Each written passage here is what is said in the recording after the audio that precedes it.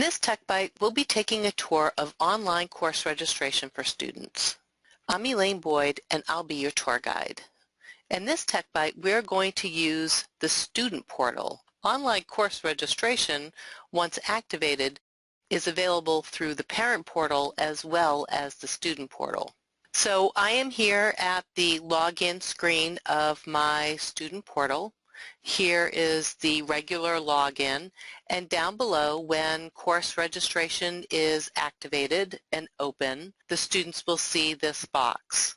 So the box will indicate the name of the school year registration is open for, and the years of graduation that are available to log in. Now, if the student logging in had a year of graduation of 2020 and they clicked on register, they wouldn't be able to log in. The student that we are going to log in is going to be a senior, so he is able to register for their classes. So we're going to click on the register hyperlink, and we are going to have a secondary login, and I'm going to enter in my student's username and their password. And here is our online registration. So any opening messages that you have typed in or your school has typed in for you, you will see them. Generally, it will include information on when registration is going to close. The school will determine the minimum number of credits that a student has to register for, as well as a maximum number of credits. And here are all of the courses that your student will be able to choose from. If your school has made available graduation requirements report will tell your student how many credits they need to have in each of the different areas in order to graduate from high school. For example, for an English class, they need to have 4 credits of English. And it will include the credits that they're currently enrolled for but haven't quite earned those credits yet. So this may or may not be available. So your student should have had some conversations with their guidance counselor to know which classes that they need, and all they have to do is scroll through the list and start checking off the classes that they need. So let's see, he needs algebra. Well, actually, we're logged in as a senior here, so let's pick something a little bit more. Let's do AP Calc, and we're going to do Biology Honors. We're going to have our Civics class. We already have a Science. Do we? Yes, we have Biology. Let's take Creative Writing. And let's see, driver's ed. We have Food and Nutrition. So you can see as I start clicking and selecting courses, I see that I have a total of 5 courses. Total credits is 5.25, and I have met my minimum requirements. Let's uncheck this one. So I am back down. I'm back down to just 4 courses and 4.25 credits. At any time, you can view your selections.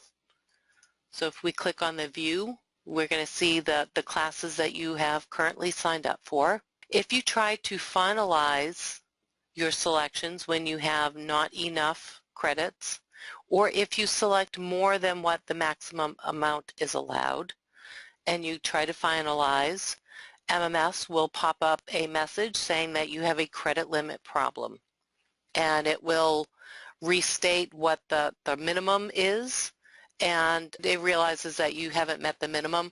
If you had exceeded the maximum, this message would be similar but slightly different, but it does state what you currently have for credits. So we're going to click OK, and it's not going to allow us to finalize. So we're going to go back to our Enter Course Requests, and we're going to keep selecting classes. Now I'm going to click on Applied Technology, And when I do that, I see that there is an option there to add alternates. So there are some classes that you will sign up for that your school may have allow you to select an alternate if you don't get into applied technology in this example. So if we click on that add alternates, if we want to see the alternate selection list by course name, we would use the top box. If we want to see it by course code, we would use the bottom box. And these are only courses. It's not going to be the full course catalog that you see when signing up for class. These are classes that have been deemed appropriate to use as an alternate. And you can see the class title up here that you are going to be selecting an alternate for, and you can see that it is indeed also an alternate. If you try to select that one, it will not allow you to do that because it's the course that you're trying to select an alternate for. So we'll just select anything here, and it automatically fills it in the bottom half of the list. You do not have to select an alternate if you don't want to, and you do not have to select 3. You can select just one or all 3 if you want. If you enter in some and you choose not to, you can either cancel out or you can delete to reset the list and then start over again.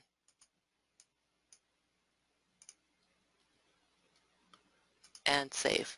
And once you have saved those changes and selected some alternates, the message here changes. Instead of add alternate, it now says view edit alternates. So you can go back in here and change that list until you finalize your course requests.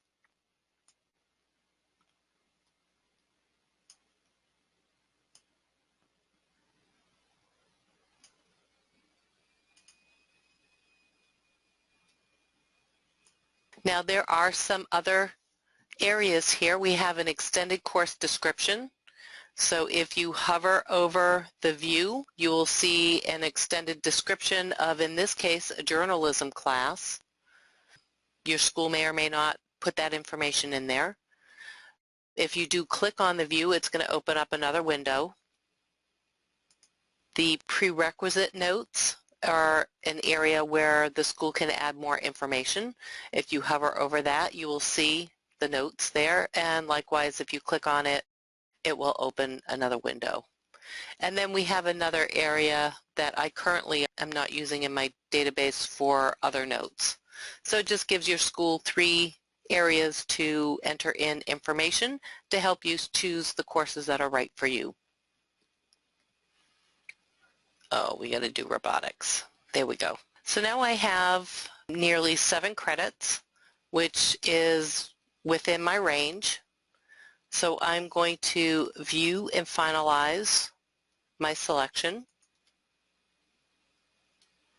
And I can see the courses that I have here. We do give you the option of being able to print a summary of your selected courses. If you do have to or are required to print off this list, you will want to do this before you finalize your records. And your school may have included a signature line for both you and a parent. That is optional, and check with your school as to what they require. From this screen, I can print to my local printer at home, and I'm going to go back to my view and I'm going to finalize my selection. Now once you finalize your selections, you will not be able to enter into the registration process. You will receive, if you do try to log in, MMS will inform you that you've already finalized your records. So I'm going to finalize my selection, and there we go. So you do have the option of printing your summary. Do that before you leave this window, because as the message displayed, you will not be able to print it after you leave. And that is it to registering for your classes.